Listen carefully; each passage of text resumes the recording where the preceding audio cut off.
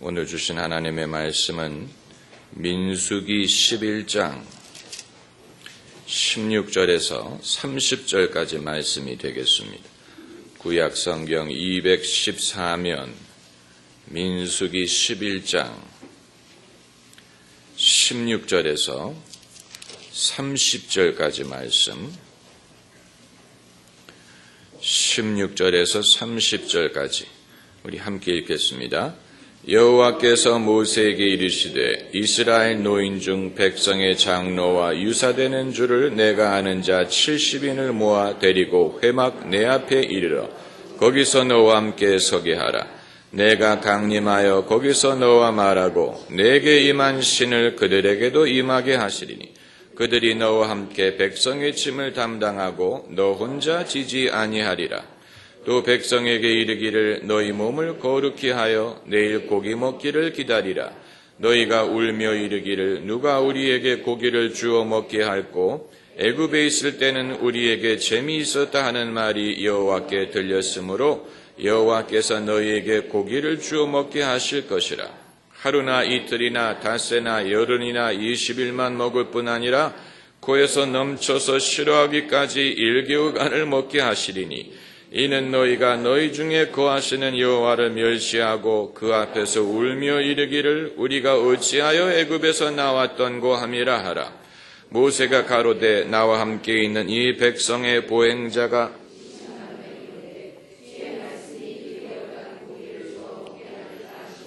그들을 위하여 양떼와 소떼를 잡은들 조카오며 바다의 모든 고기를 모은들 조카오리이까. 여호와께서 모세에게 이르시되 여호와의 손이 짧아졌느냐? 내가 이제 내 말이 내게 응하는 여부를 보리라. 모세가 나가서 여호와의 말씀을 백성에게 고하고 백성의 장로 70인을 모아 장막에 둘러 세우매 여호와께서 구름 가운데 강림하사 모세에게 말씀하시고 그에게 임한 신을 70장로에게도 임하게 하시니 신이 임하신 때 그들이 예언을 하다가 다시는 아니하였더라. 그 농명된 자 중 엘닷이라 하는 자와 메닷이라 하는 자 두 사람이 진에 머물고 그들에게도 신이 임하였으므로 진에서 예언한지라. 한 소년이 달려와서 모세에게 고하여 가로되 엘닷과 메닷이 진 중에서 예언하더이다 하매 택한 자 중 한 사람 곧 모세를 섬기는 눈의 아들 여호수아가 말하여 가로되 내 주 모세여 금하소서. 모세가 그에게 이르되 내가 나를 위하여 시기하느냐? 여호와께서 그 신을 그 모든 백성에게 주사 다 선지자 되게 하시기를 원하노라. 모세와 이스라엘 장로들이 진중으로 돌아왔더라. 아멘. 오늘 본문은 구약시대의 오순절 사건이라고 부를 만한 그런 사건입니다. 신약의 사도행전 2장에 오순절날 120명에게 성령이 임하셨더니 그들이 방언을 말하지 않았습니까? 또 베드로가 고넬료의 집을 신방했을 때에도 성령이 말씀 듣는 모든 사람에게 내려오시니 그들이 방언도 하고 예언도 하지 않았습니까? 또 바울이 에베소의 제자들을 만나서 그들에게 너희가 믿은 후에 성령을 받았느냐고 물어봤더니 그들은 성령이 계시다는 것도 듣지 못했나이다. 그래서 그들에게 복음을 다시 전하고 그들이 예수님의 이름으로 세례를 받고 바울이 안수한 즉 성령이 그들에게 임해서 방언도 하고 예언도 하더라는 말씀. 그런데 이 모든 일이 신약 성경에만 일어난 것이 아니고 오늘 본문에 우리가 보는 바와 같이 하나님이 모세에게 70명의 장로를 정해서 그들이 너와 함께 산에 올라와라. 내가 너와 말하고 내가 너에게 주었던 신을 그들에게도 주어 그들이 예언을 하게 하리라. 이 말씀대로 이 하나님이 구름 가운데 강림하셨다고 했는데 모세에게 주신 성령, 구약에는 성령이란 말을 쓰지 않고 신, 여호와의 신이란 말을 씁니다. Spirit of the Lord. 여호와의 신이란 말을 구약 성경에서 쓰는데 그것이 신약 성경에 와서는 성령이란 이름으로 홀리 스피릿 좀 더 구체화되었지요. 이 성부, 성자, 성령, 거룩하신 아버지, 거룩한 아들, 거룩한 성령, 삼위일체 하나님으로서 성령의 주체와 성령의 그 역할이 좀 더 분명하게 구별이 되었습니다마는 구약 성경에서는 성령을 여호와의 신, 여호와의 영, 지혜의 영 이런 식으로 부르고 있는데 아무튼 모세에게 주셨던 신을 70장로에게도 임하게 하시니 신이 임하신 때에 그들이 예언을 하다가 다시는 아니하였더라. 그러니까 구약시대의 오순절 사건과도 같은 것인데 차이점이 있다면 구약시대의 이들은 이례적으로 성령을 경험한 것에 끝났다는 사실입니다. 성령이 한 번 그들에게 임하셔서 그들이 예언을 했지만 성령이 지속적으로 그들과 함께하지는 않으셨습니다. 이것이 구약과 신약의 차이점입니다. 신약 시대에는 예수 그리스도께서 영광을 받으셨기 때문에 이제는 하나님의 영이 믿는 자들과 함께 거하십니다. 믿는 자들 속에 거하십니다.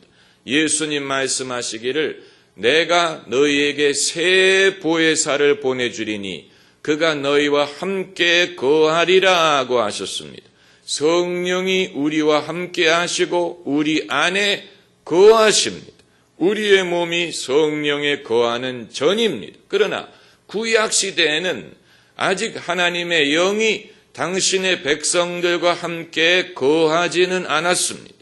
때로 필요에 따라서 성신이 사람들에게 임할 때는 있었는데 그럴 때 그들이 능력을 발휘하고 그들이 예언을 하고 삼손 같은 경우에는 하나님의 신이 그에게 임하니까 그에게 능력이 나타나서 맨손으로 사자를 잡아 죽이고 또 기둥을 무너뜨려 가지고 이방 신전을 무너뜨리게 한다든가 이런 식으로 성신이 사람들에게 이례적으로 임해서 그들이 능력을 발하고 또 지혜를 얻고 하나님의 일을 하는 그런 경우가 있었습니다.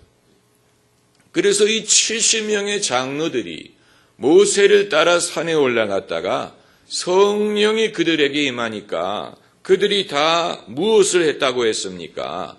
예언을 했다고 했습니다. 예언을 했습니다. 이것은 구약이든 신약이든 성령이 사람에게 임할 때 나타나는 공통적인 패턴입니다. 사람이 성령의 감동을 받으면 예언을 합니다. 오순절날에는 방언을 말했지만 그러나 그 방언을 그들이 통역하고 예언도 했죠.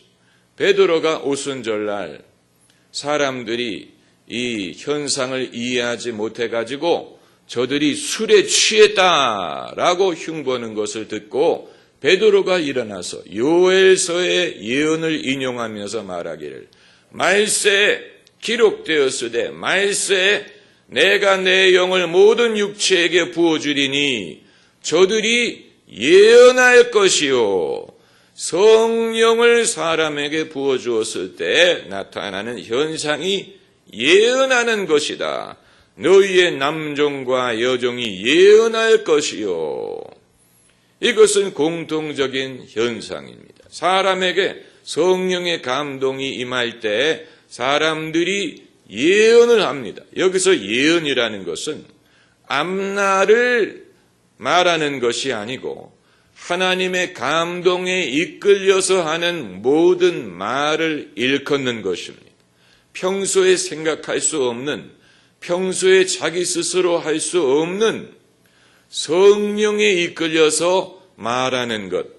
이게 어떤 이 70명의 장로들의 경우에는 엑스터시 중에 일어난 일이라고 생각이 됩니다. 황홀한 가운데 그들이 주체할 수 없는 성령의 감동에 이끌려서 이들이 주체할 수 없는 말을 입으로 동시에 70명이 같이 했다는 얘기입니다. 굉장히 강력한 역사였다는 것입니다. 이렇게 강력하게 나타날 수밖에 없었던 이유는 그렇지 않으면 이들이 예언을 할 리가 없기 때문에 그렇습니다. 그렇게 하는 사람을 본 적도 없고 또 그렇게 해야 된다는 사전 지식을 얻은 적도 없고 그렇기 때문에 이들의 반응은 미리 연습한 어디서 미리 본 것을 흉내내는 것이 아니고 한 번도 해본 적이 없는 일을 기대하지 않던 역사가 성령이 임하셨을 때 나타난 것입니다. 이것은 암시에 의한 것이 아니고 또 남이 본 것을 흉내내는 것도 아니고 또 성령이 임하면 이렇게 해야 된다더라 이런 학습 효과에 의한 것이 아닌 이 즉흥적이고 또 성령의 강력한 이 권능에 이끌려서 강권적으로 이들이 동시에 70명이 동시에 이러한 경험을 한 것입니다. 다만 차이점이 있다면 더 이상 하지 아니하니라 이례적인 사건으로 끝나버렸다는 얘기입니다. 이례적인 사건으로 끝나버렸다는 것은 오히려 그만큼 이 경험이 정말로 하나님으로 말미암았다는 것을 반증해 주는 것입니다. 왜냐하면 더 이상 하려고 해도 할 수 없는, 흉내낼 수 없는, 재생할 수 없는 한 번 성령이 임해서 했지만 더 이상 되풀이할 수 없는 사건이기 때문에 이것이야말로 정말로 하나님으로 말미암았다는 것을 그들이 절실히 깨달을 수 있었던 것입니다. 반대로 자기 임의로 할 수 있는 것이라면 약간의 이 의문이 있을 수 있겠죠. 내가 이걸 내 의지로 하는 건가? 아니면 성령이 하시는 건가? 이게 정말 성령의 은사인가? 아니면 내가 만들어내는 건가?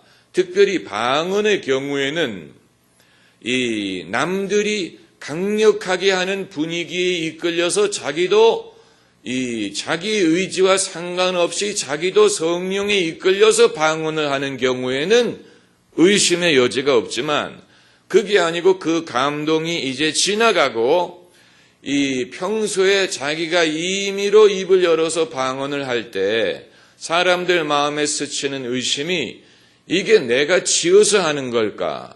무슨 말인지도 모르는데 이게 학습 효과에 의한 것인가? 암시에 의한 것인가?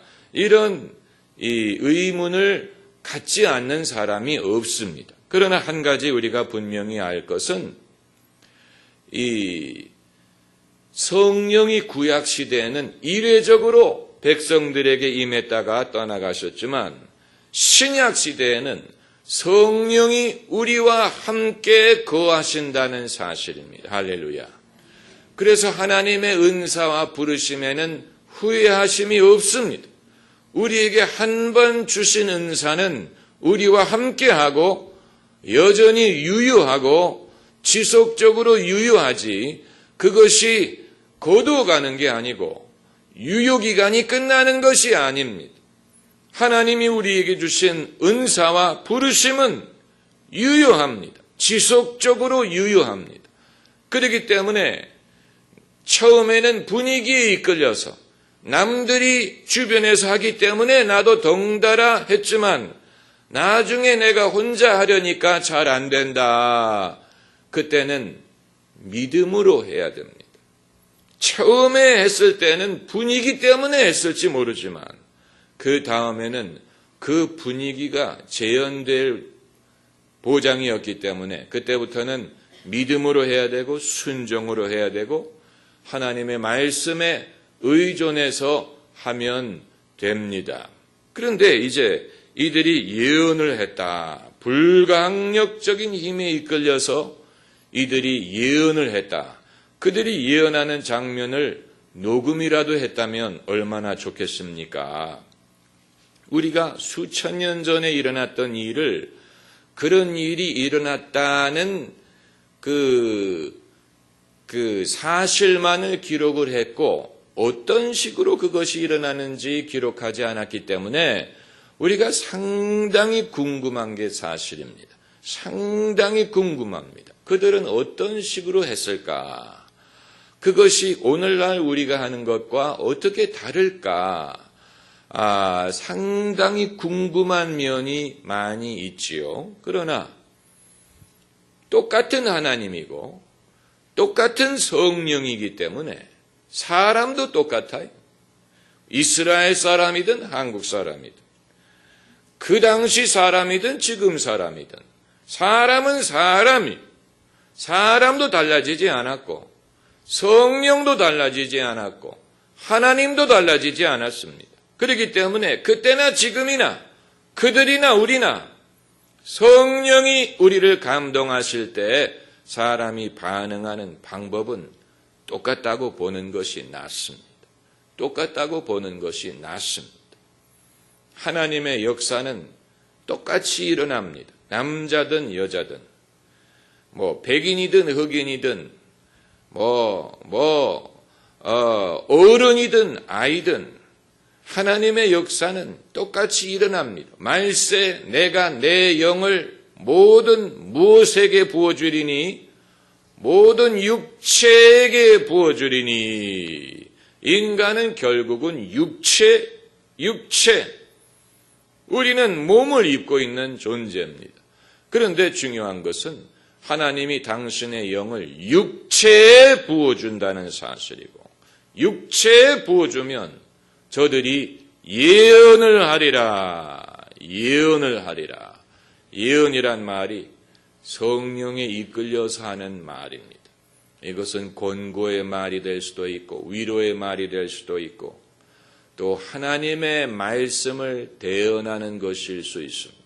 하나님의 말씀을 저는 이 개인 기도 시간에 방언 기도보다는 사실은 예언을 더 많이 하는 경우입니다. 그 이유는 아마 제가 설교자이기 때문에 그런 것 같습니다. 만일 제 이 역할이 설교자가 아닌 중보 기도자였다면 아마 방언 기도를 더 많이 했을지도 모릅니다. 그러나 저의 부르심이 설교자이기 때문에 저는 개인 기도할 때 방언을 길게 하지 않고 곧바로 이 예언으로 기도를 하는데 예언으로 기도한다고 무슨 앞날을 점칠 거라고 생각하지 마세요. 올림픽에서 어느 나라가 금메달을 딸 것이고 12월 대선에서 누가 대통령이 될 것이고 올해는 어느 회사에 줄을 사놓으면 많이 올라갈 것이고 이런 식의 예언이라고 생각하지 마세요.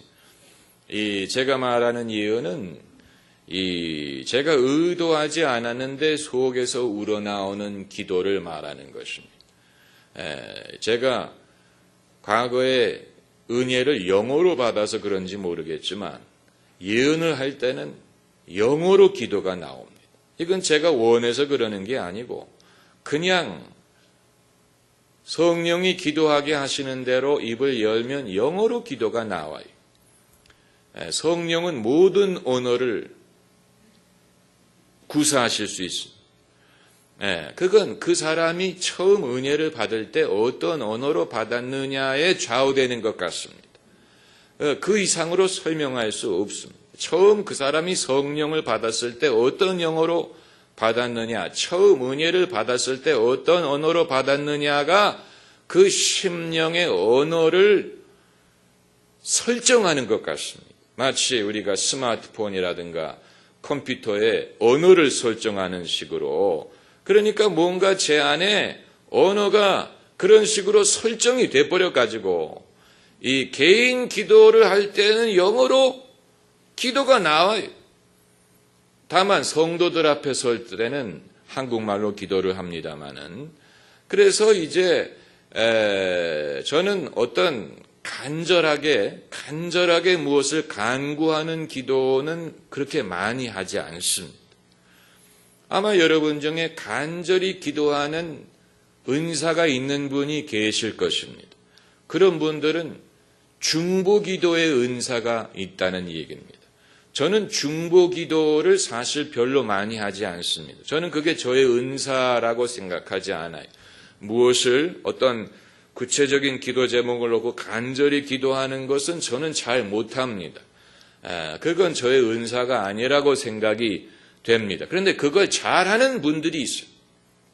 그걸 잘하는 분들이 사람마다 역할이 다르고 은사가 다르고 부르심이 다르기 때문에 저는 말씀을 가르치고 전하는 일을 맡았기 때문에 저는 기도할 때도 주로 어떤 기도를 하느냐면 이제 깨닫는 기도, 어떤 것을 설명하고 하나님께 여쭙고 어떤 상황에 대해서 하나님께 말씀을 드리고 거기에 대해서 이제 하나님이 어떻게 생각하시고 하나님의 관점이 어떠한지 그게 이제 제가 원하는 만큼 폭넓게 깊게 그렇게 되는 건 아니고 하나님이 허락하시는 만큼 하나님이 허락하시는 분량만큼만 가능한 것이지 제가 무슨 우주를 어떻게 만드셨나요? 이런 식으로 제가 임의로 주제를 정할 수 있는 것은 아닙니다. 이건 이제 여러분이 직접 경험해 보시기 전에는 의아하고 이해가 되지 않을 것입니다. 저게 어떤 걸까 잘 실감이 안 나실 분들이 계실 텐데 저는 여러분이 이런 것을 배울 대상이 저 하나인 것은 그렇게 좀 아쉽게 생각합니다. 무슨 말이냐면 여러분이 이런 영적인 모델을 좀 다양하게 접해봐야 제가 누누이 말씀드리는 것을 더 쉽게 이해하실 수 있을 것입니다. 저만 보는 분은 김 목사님 무슨 말하는지 잘 모르겠다 이럴 수도 있습니다. 과외 선생을 가끔 바꾸면 과외 선생을 여러 명을 두면 저 선생님이 뭐라고 열심히 침을 튀기면서 열심히 설명하는 게 무슨 얘기구나 하는 것을 이제 알 수가 있어요. 약간 다른 모델을 통해서 저분이 하려고 했던 것이 이거구나 하고 실감을 할 수가 있다는 얘기예요.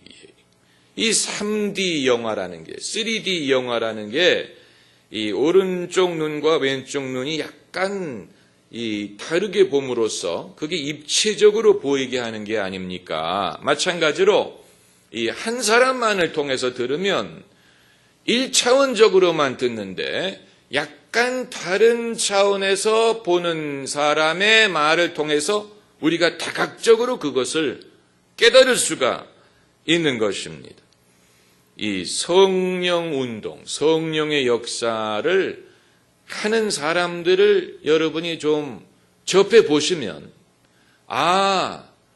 목사님이 그동안에 설명하려고 애쓰던 것이 저것을 말하는구나 이해를 하시게 될 것입니다. 저도 사실 이런 것을 수년 동안에 제가 혼자 배우고 성경을 통해서 배운 면도 있지만 이런 사역을 원활하게 하는 분들의 모델을 보면서 나도 저렇게 하면 되겠구나. 나도 저렇게 할 수 있겠구나라고 확인한 부분이 많이 있습니다. 그 대표적인 예 중에 하나가 이제 세상을 떠난 케네스 헤이건 목사님이라는 분입니다. 그분은 미국 오클라호마주 털사시에서 이제 굉장히 그 신령한 은혜를 사모하고 굉장히 성령 주도적인 사역을 하는 분이었어요. 돌아가셨어요. 몇 년 전에 돌아가셨는데 그분은 설교의 은사보다는 가르치는 은사가 있었어요. 그래서 그분은 책도 많이 쓰고 이런 티칭 세션을 많이 하고 많은 제자들을 둔 분이에요. 그런데 그분이 집회를 인도하는 장면을 보면 성령에 이끌리는 사역은 저렇게 하는 것이구나 실감을 할 수가 있어요. 그분은 그야말로 미리 프로그램을 정해놓고 원고를 미리 써놓고 그대로 하는 게 아니고 성령이 이끄시는 대로 집회를 인도하려고 애를 쓰는 분입니다. 그래서 어떤 식으로 집회가 시작되고 어떤 식으로 끝날지 예측하기가 어렵습니다.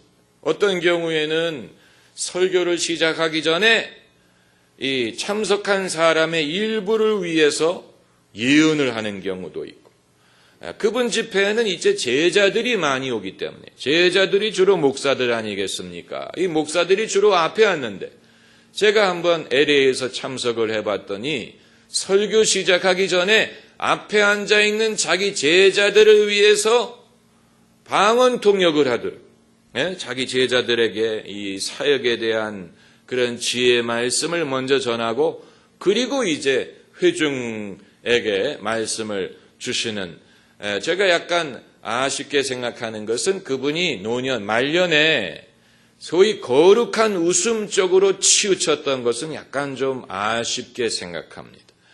그 당시에 거룩한 웃음이 좀 많이 유행을 해서 사람들이 은혜를 받으면 이렇게 웃는 그런 현상이 많이 강조될 때 저는 그분이 그쪽으로 좀 치우쳐서 그 안수를 한다든가 그러면 사람들이 많이 웃고 이런 식으로 한 면이 약간 저는 개인적으로 좀 아쉽게 생각합니다.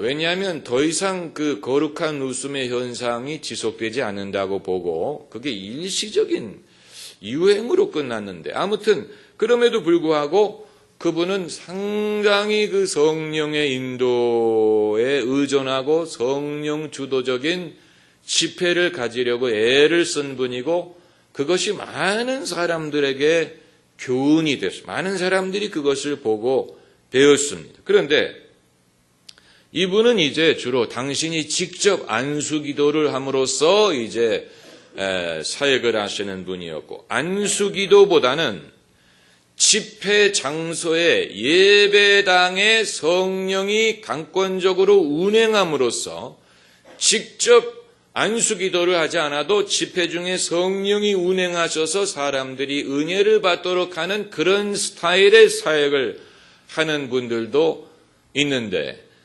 베니힌 목사님이 그런 식으로 사역을 하고 그 이전에 그의 스승이었던 캐트린 쿨만 목사님도 그런 식으로 사역을 했습니다.